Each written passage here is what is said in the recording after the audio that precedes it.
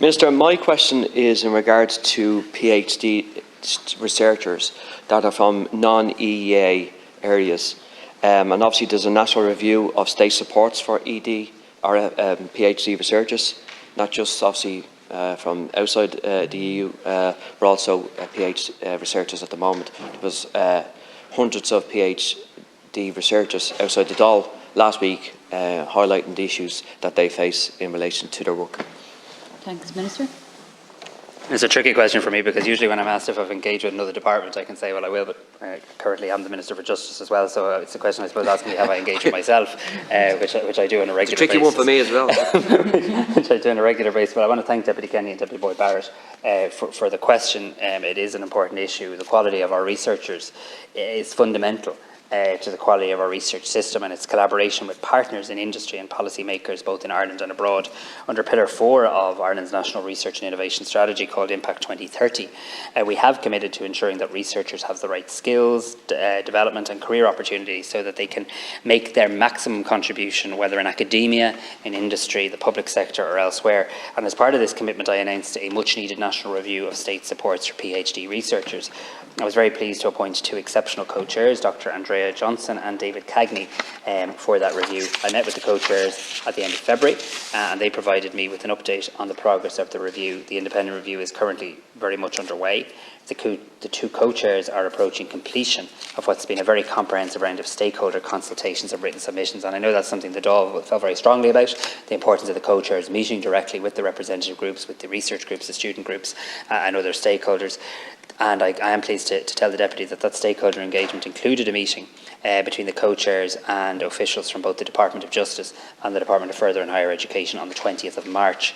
And the review is considering a range of critical issues, including those affecting non-EEA PhD researchers, as well as stipend levels and the consistency of supports across the systems. And once the co-chairs complete their report, it will be considered by all relevant government departments, including the Department of Justice, in advance of a government decision.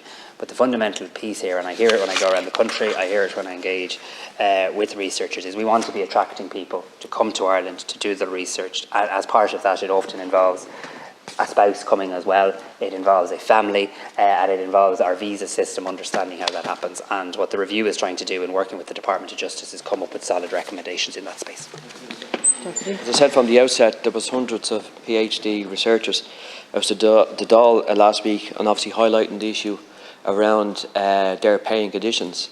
And there's over 10,500 PhD researchers, and at this moment in time their hourly rate is below the minimum wage. So, you know, it's extremely difficult to survive on that. The stipend, I think at the moment is 19,000, and obviously they're calling for kind of more than that, because it's obviously very, very difficult in relation to the cost of living and obviously the, you know, living in the state as a whole.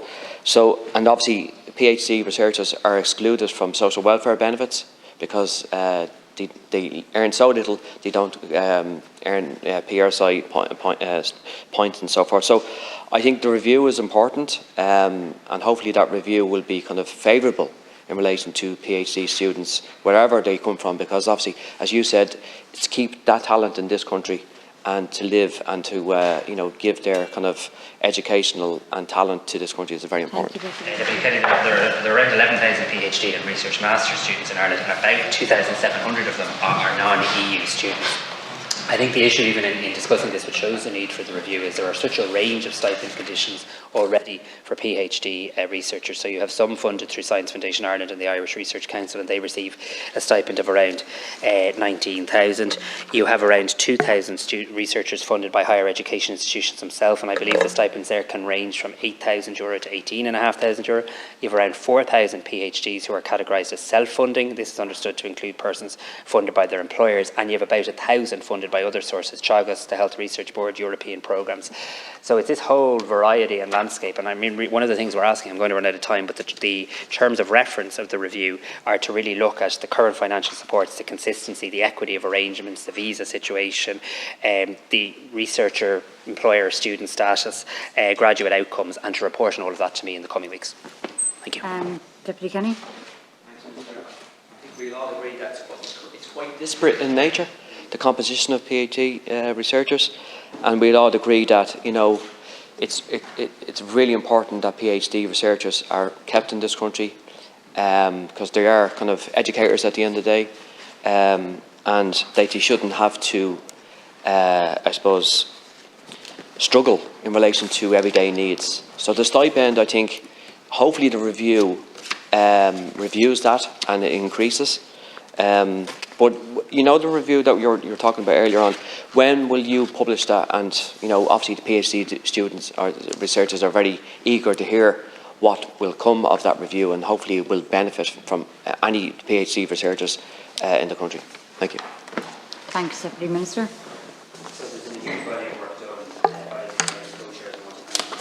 Had meetings with more than 30 stakeholder organisations that included an all-day in-person workshop held on the 8th of March. They've had a public consultation where they've received about 750 written submissions, so that gives you an indication of the energy behind this for change in terms of the approach. I expect to receive the report in the coming weeks. I'd hope to receive it in the month of April.